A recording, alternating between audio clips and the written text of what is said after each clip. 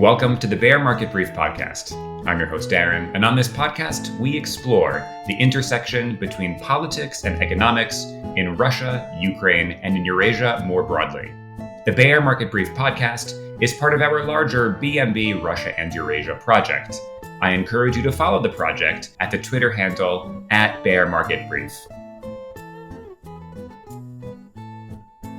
Today, I want to zoom in on events on the ground in Russia.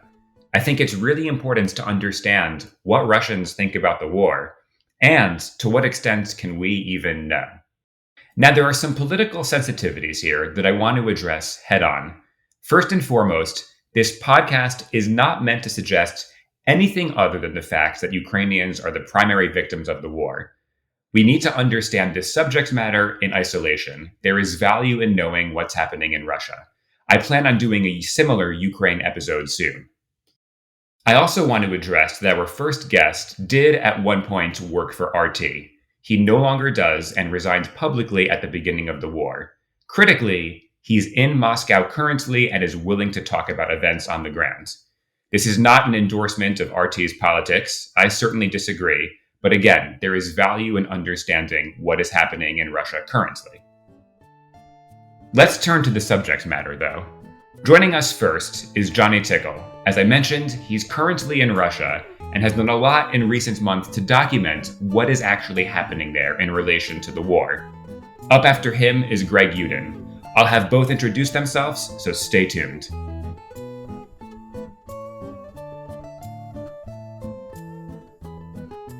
Great to have you joining us today. So, to start, tell us a little bit about what's keeping you busy these days. Well, I left Russia in March and I returned after 5 months. So I've been here since August. I'm not working here. I'm not an accredited journalist or anything like I used to be.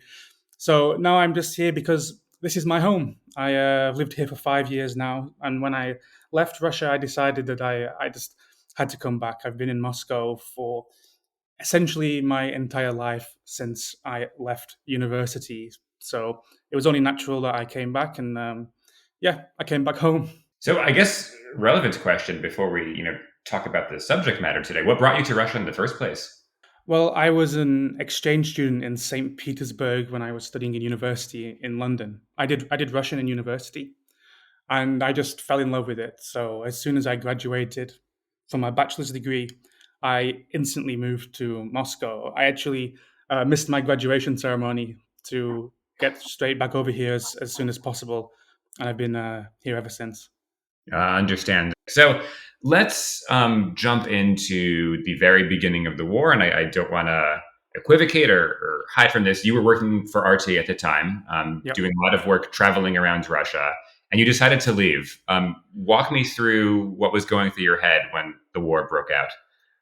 Well, at that time, I was actually in Rostov. I wanted to see what was happening in Rostov because what just happened was Putin had signed presidential decrees recognizing the DPR and LPR as independent. And lots of refugees, people were being forcefully removed from the DPR and LPR into Rostov Oblast. So I wanted to go and see what was happening.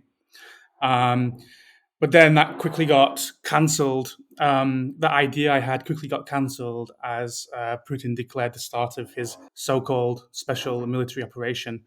And I didn't know what to do. I was on the 23rd of February. I was in a state of shock like all of us, and I ended up resigning on that day.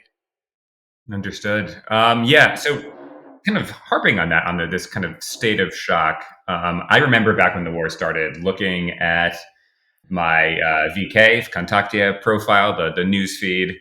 At the very beginning of the war, there were some, I guess you could call them murmurs aren't the right word, but some public commentary. I don't like this. I'm against this. That was followed by, what I would call pretty profound silence, or people just stopped talking about it. So you mentioned that everyone was shocked when the war broke out. Tell us about some of the conversations or what the mood was like when the war started. Well, prior to February, there was this constant stream of US intelligence stating that Russia was preparing an offensive. But the Russian leadership, that's both the Kremlin and the Ministry of Foreign Affairs, everyone was suggesting that it was the idea of an armed conflict was nonsense. I mean, even Zelensky was saying it.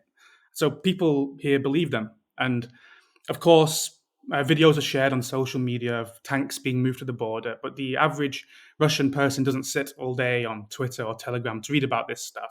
So people knew what was happening, but I don't think that anyone thought there would be a shot fired. So that was until 21st of February, and then that's right. I my experience is exactly the same as yours. People were a little bit worried. They were talking about it, but then it happened, and suddenly nobody wanted to talk about it anymore. Maybe for a week or two, people were watching the news. And then people quickly got tired of the news because it was all conflict, conflict, conflict, shooting, shooting, missiles, missiles. People wanted to get on with their lives pretty much as soon as possible.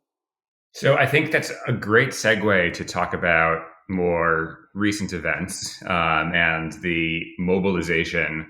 So, is that possible to tune out the war now? Are people talking about it again? How would you describe the general mood in Russia these days?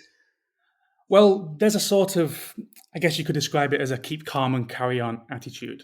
I mean, for sure, people are scared, people are anxious. And you don't need to look at the statistics to know that people are worried. They'll tell you. That's been a thing since February, but this has ramped up massively since mobilization was announced in September. I mean, I live in Moscow, and I'm sure in the regions, lots of the fundamentals are different, but lots of the things remain the same. There's a apathetic majority that have been forced to face a reality of the situation. They're worried that their family members might be sent to fight, but they have no other option but to keep going to work, living their daily lives.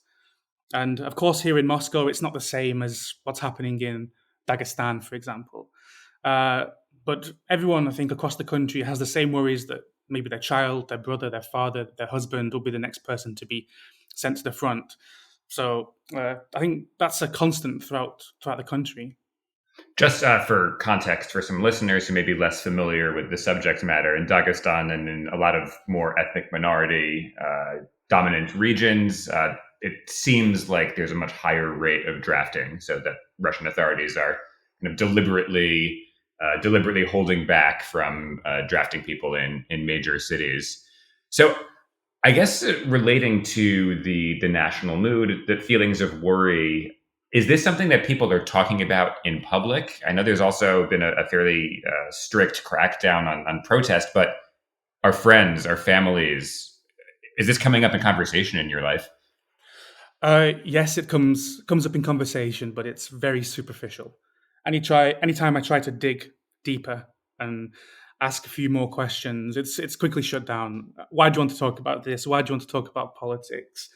Um, Lots of people talk about it like it's a battle between the Russian government and the governments of the West, and it's not a matter for the everyday person.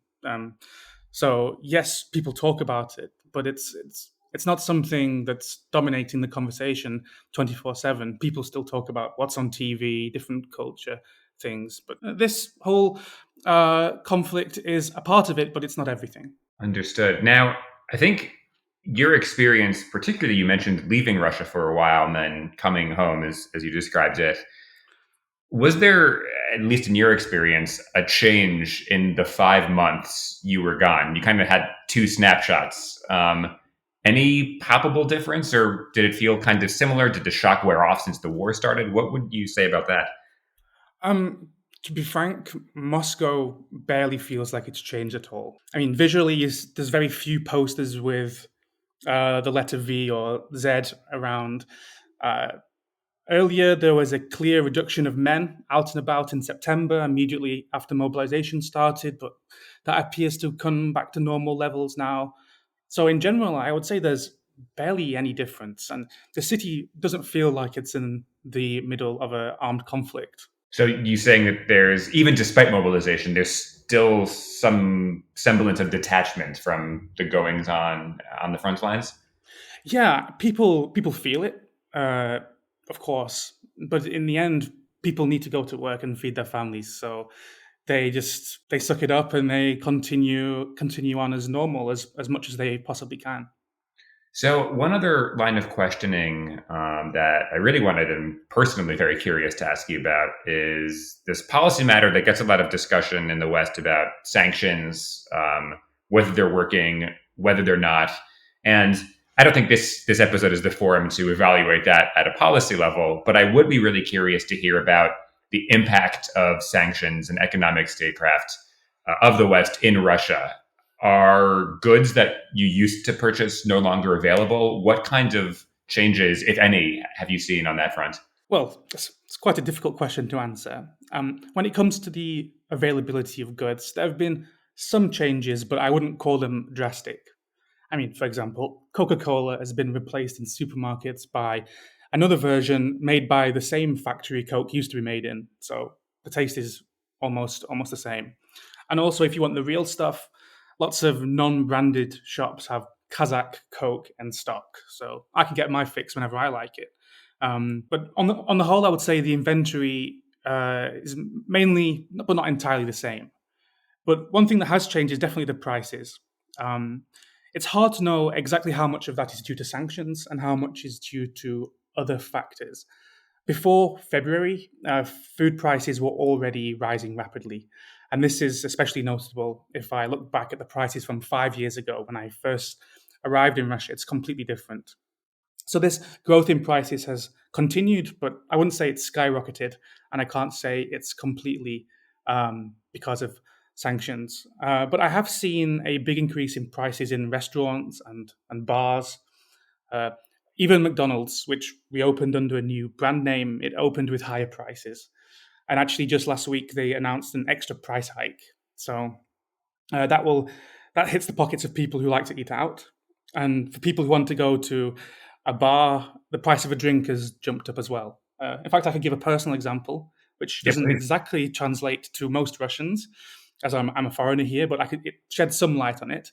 There's a pub in Moscow which is popular with Western foreigners, and pre-February, the cheapest pint of beer was 250 rubles, and now it's 390 rubles. That's like a 50% increase.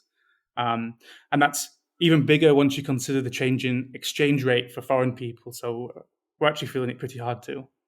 Yeah, because the ruble has strengthened pretty Mhm. significantly. I mean, that's due to a lot of intervention by Russia's government and efforts to prop up the price. But I guess a follow up there too. So people sounds like are not really talking about the war in a particularly deep or engaged way.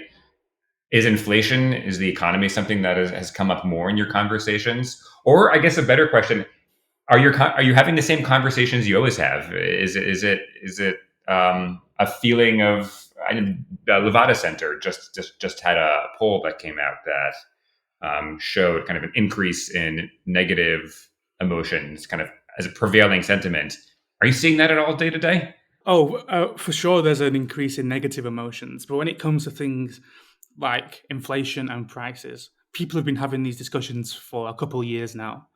Uh, Prices seemingly constantly going up. And it doesn't feel like much has changed. More, it's a continuation of problems people already had, just getting a little bit worse. Understood. Well, I think that kind of takes us through the questions today. I really appreciate this update. I think this is fantastic color. So thanks for joining. Yeah, no problem. Thanks to Johnny for joining us and giving us some great on the ground insight about what's happening in Russia. But what about the bigger picture? What happens when we zoom out and look at polling data about public opinion? Do Russians support the war? Is there any way we can even know? Joining us to discuss that is Greg Uden. He'll introduce himself in just a bit, so stay tuned.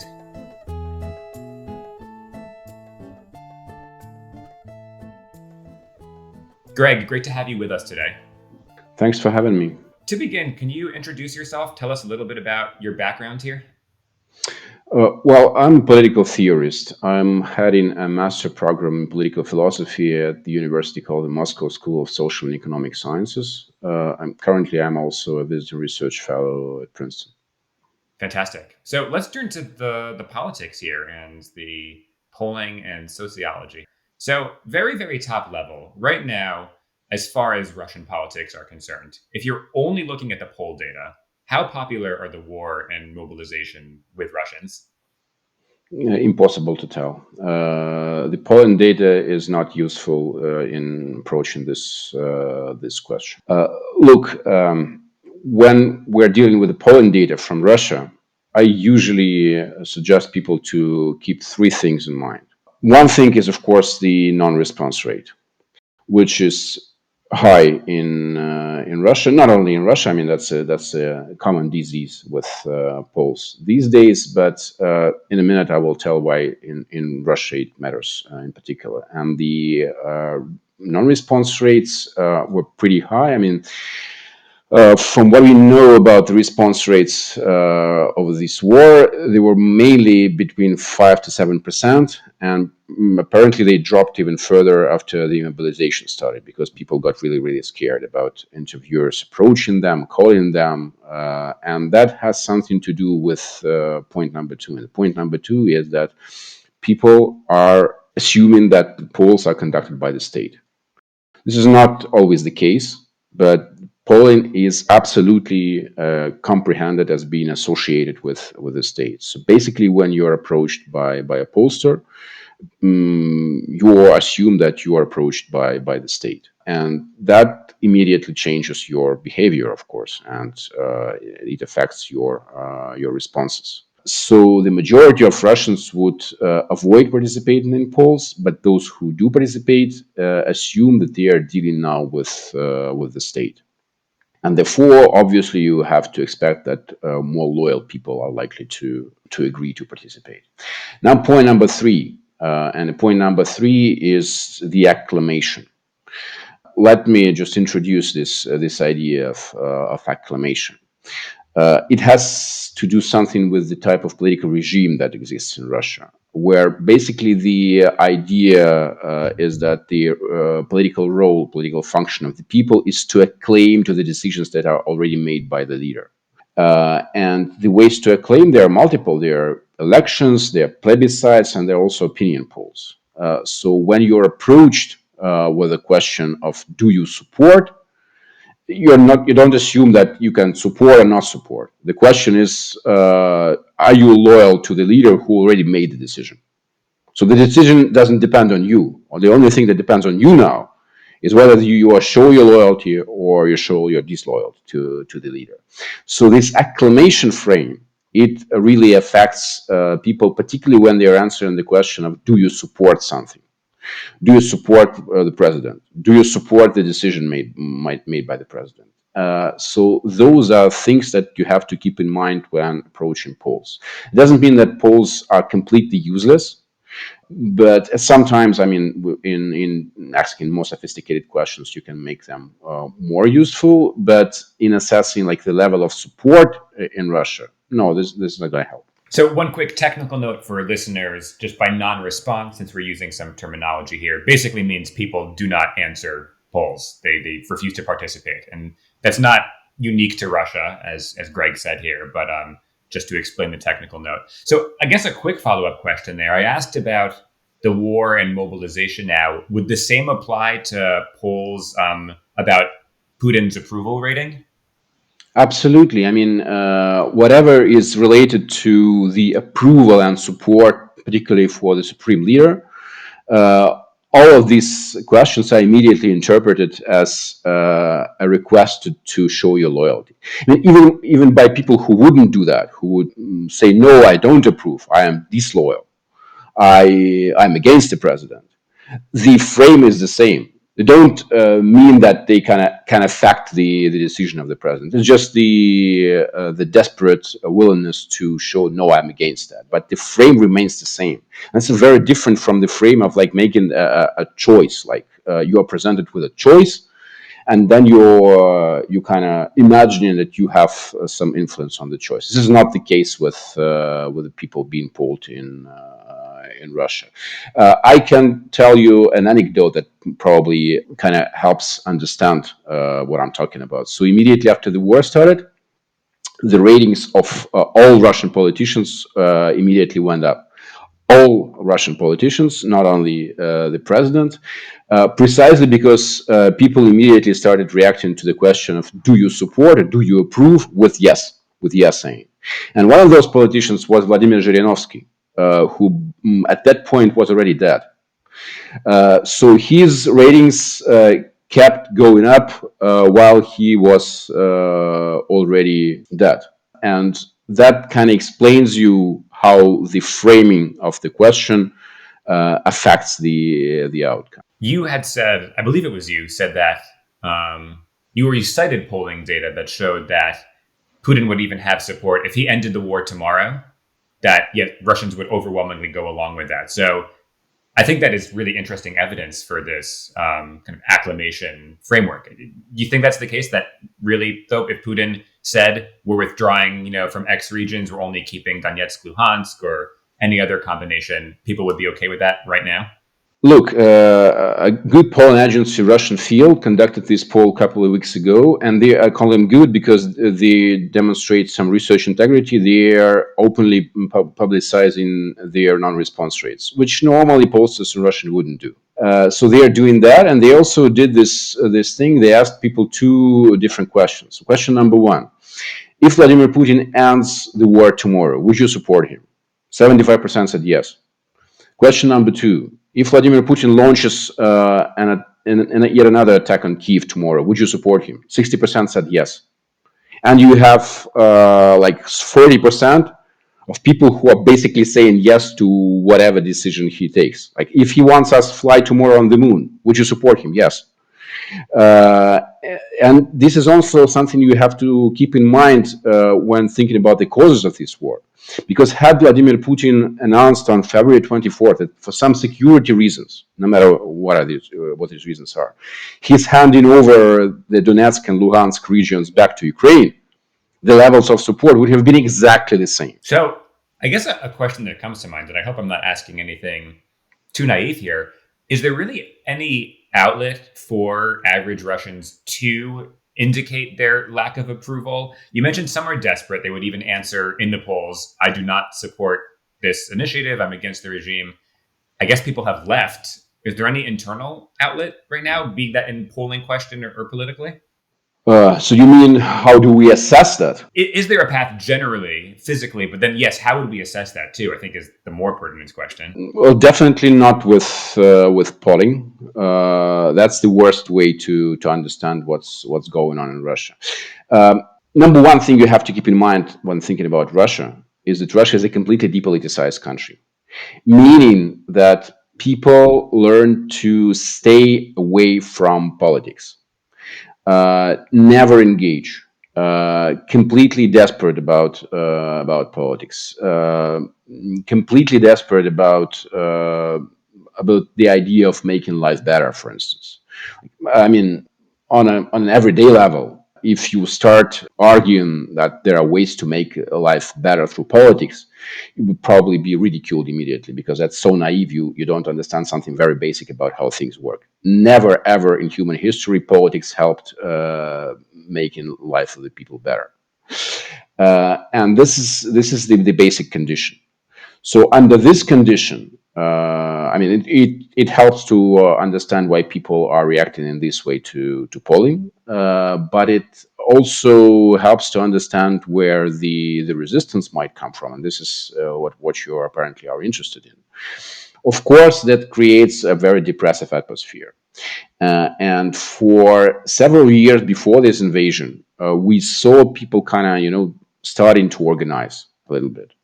We saw a rise of local communities, saw a rise of local politicians. The young finally started to engage a little bit in politics amid this general disaffection.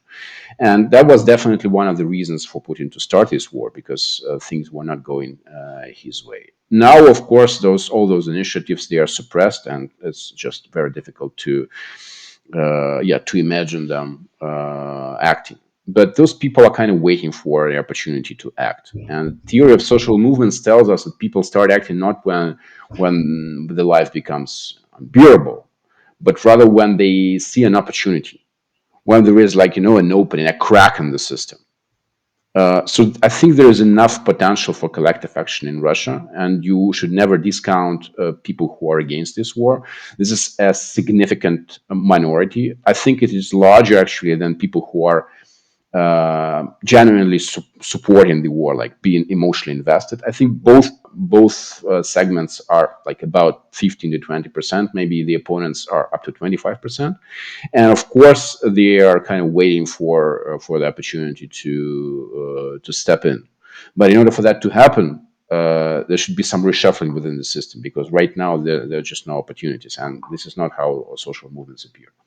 Understood. Now, a kind of methodological question that I wanted to ask about: how are polls generally, before the war or now, but how are polls generally conducted in Russia? I've heard there's more in-person polling than we Mm. have in the West. Any thoughts there? And does it vary by polling agency?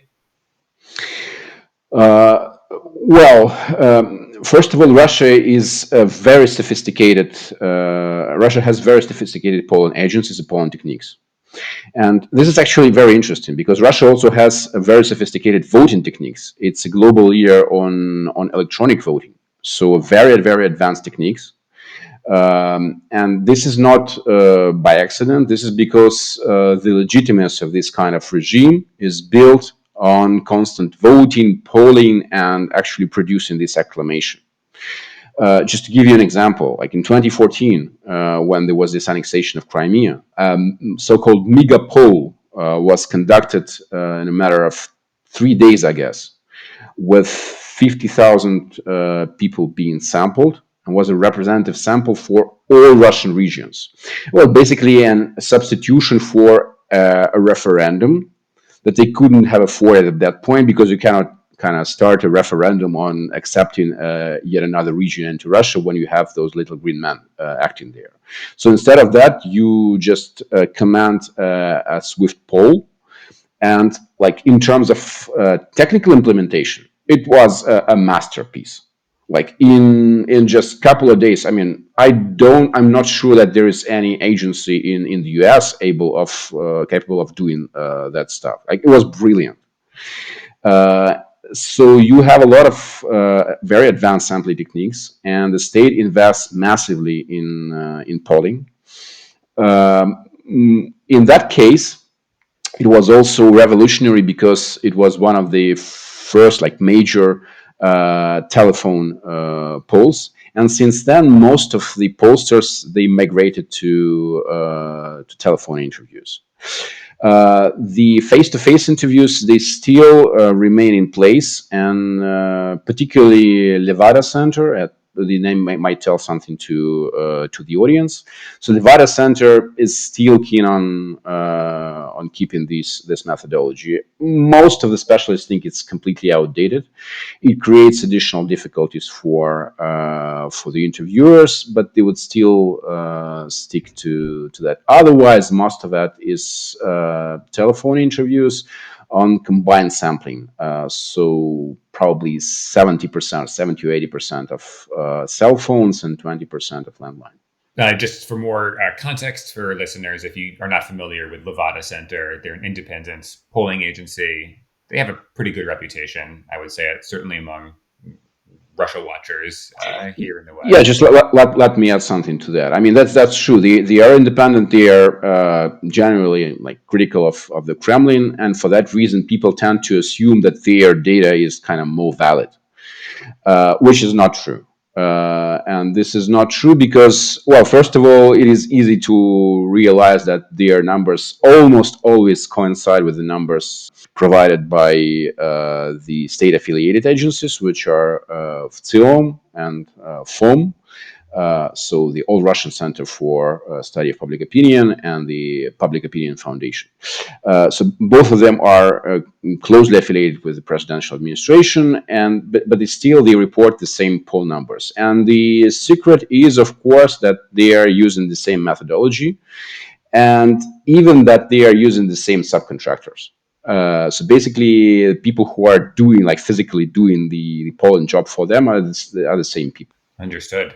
Last question here, but one that's, I think, particularly curious to me. I've read over the years that in addition to Russia watchers here in the West, the Kremlin and Putin's team pay a fair bit of attention to, I don't know if it's polling per se, but public opinion data to understand, whether there's acclamation or the extent of acclamation to make decisions. You mentioned straight off the bat, first and foremost, we can't really know from polling at least whether Russians approve of the Ukraine war. Does this mean that there's also a problem for Putin and his team in the sense that they can't really measure this either? Yeah, could be a problem. The reason why they're paying so much attention to polling is because it helps to produce acclamation. So let me just give you a very brief picture of how it happens. Like, imagine there is a decision brewing in presidential administration. Well, what did you do? They would command a poll first, and the poll would normally demonstrate that there is low support for this decision. They would never publicize the numbers. They would kind of double down on propaganda on state TV, particularly trying to make people learn some keywords. Then they take yet another poll. That would show that the numbers are a bit up. They wouldn't report them and double down on propaganda again. And then they would reach the numbers that can be publicized. And now that these numbers are publicized, well, you have, of course, people want that, not us. We're just implementing the will of the people. So this is the regular course of events. Now, the question is whether they believe, with producing this acclamation, whether they believe in this, like the genuine character of this acclamation. This is something we don't really know, but it looks like they're pretty much convinced that, they take the indifference that Russians do have for politics. Sometimes they would tend to take it for genuine affection for the government, which are two very different things. And we can see it even now with this mobilization, which is not really popular among Russians, obviously. Some people would still go to the trenches just because they can't figure out how to avoid that. But there is definitely no enthusiasm there. And that kind of creates a problem, because if you ask people through a poll whether they are happy about mobilization, of course they are, because this is a ready-made decision. And it is kind of, still you have to keep in mind that in Russia, protesting against the war is a criminal punishment. Is a crime that can lead to criminal punishment. You can end up behind bars for 15 years. And people would, of course, say they are happy. Are they really happy? Does it translate into action? Not really. I think this kind of conflict, this kind of, taking this, sticking to the rules of the acclamation game for real enthusiasm, might be a big problem down the line for Putin and his government, as they need more and more involvement and mobilization from the people. They've been running on disengagement for very, very long. Now that they are demanding engagement, that's a big challenge for them. Thank you for that note, and thank you for joining today. I really appreciate your participation. Thanks again to our guests, Johnny and Greg, and thanks to you, listener, for joining us today. I hope you learned as much as I did. BNB Russia is an initiative of the Foreign Policy Research Institute, that's FPRI. For more information about this initiative and many others, be sure to follow us at the Twitter handle @FPRI or at the website fpri.org. Thanks again for joining, and we'll catch you soon.